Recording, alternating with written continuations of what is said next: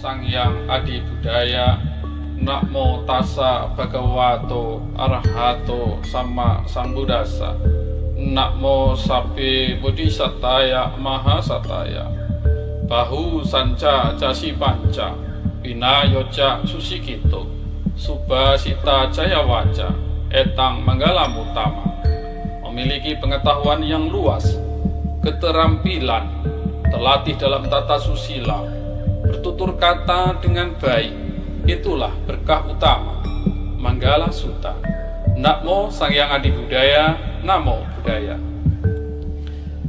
Yang saya hormati Bapak Ibu Upasaka, Upasika, Pandita, Upasaka, Upasika, serta saudara-saudari kami sedharma.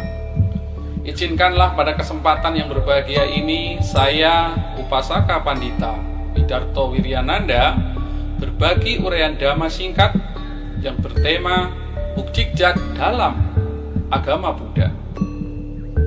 Berbicara masalah mukjizat, ketika dulu ya, pada usia saya masih anak-anak, ketika saya sakit demam, dibawa ke orang tua, kemudian ditiup di ubun-ubun kepala ini, sembuh demamnya.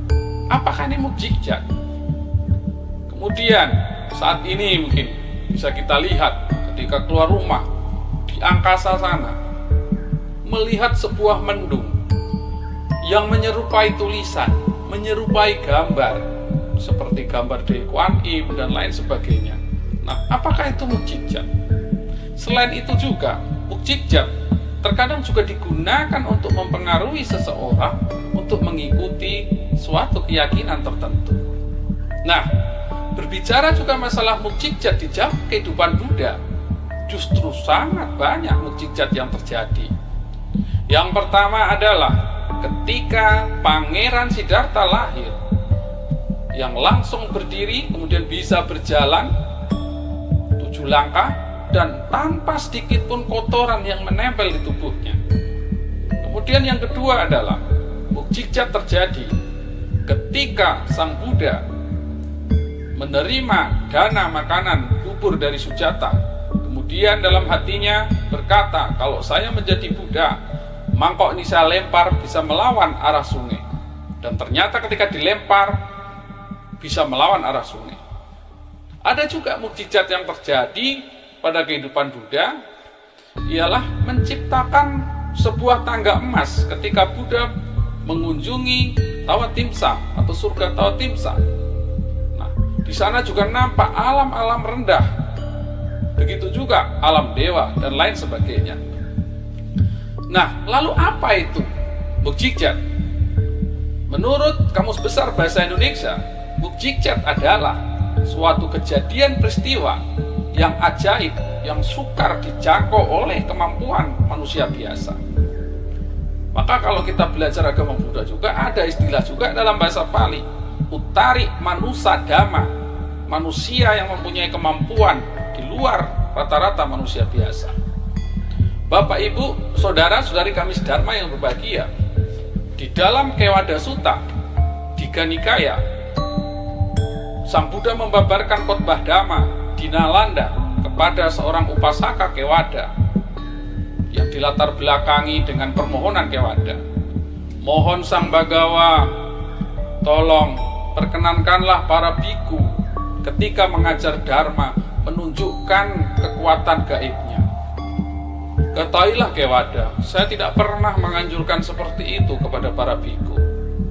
Tolong Sang Bhagawa, tolong. Sampai 3 kali memohon kepada Sang Buddha.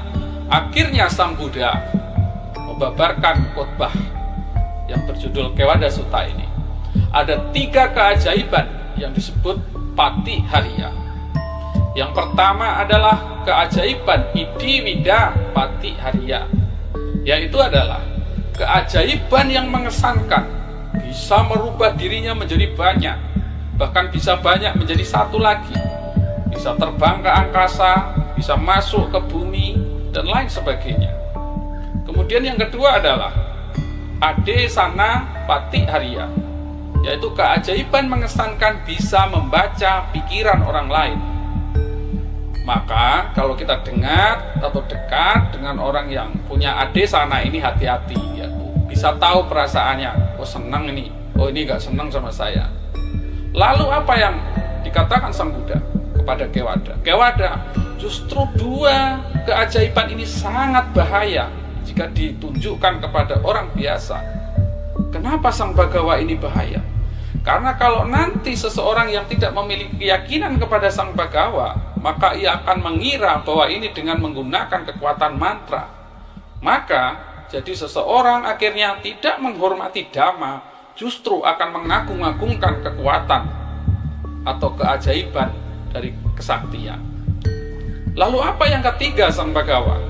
Yang ketiga adalah Anusana Patihariya, yaitu keajaiban mempraktekkan sila, mempraktekkan samadhi, kemudian memperoleh suatu kebijaksanaan sehingga kekotoran batinnya menjadi terkikis sehingga mencapai kesucian, atau disebut kemampuan asawaka yajnana, yaitu kemampuan bisa menghancurkan seluruh kekotoran batin.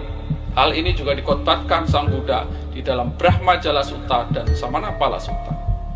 Nah, pada intinya adalah saudara-saudari kami Dharma, bahwa kita meyakini agama Buddha bukan karena hal-hal mukjizat. Sebab jika orang lebih mengagungkan kesaktian, maka hanya akan menimbulkan kesombongan. Justru yang harus kita kembangkan adalah latihan sila, kemudian mempraktekkan meditasi, memperoleh kebijaksanaan, dan akhirnya memperoleh suatu kesucian. Itulah intinya Dhamma yang saya sampaikan. Semoga bermanfaat dan dapat kita laksanakan dan kembangkan dalam kehidupan sehari-hari dengan mempraktekkan sila.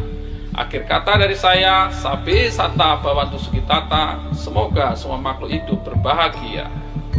Namo Sayang Adi Budaya. Namo Buddhaya.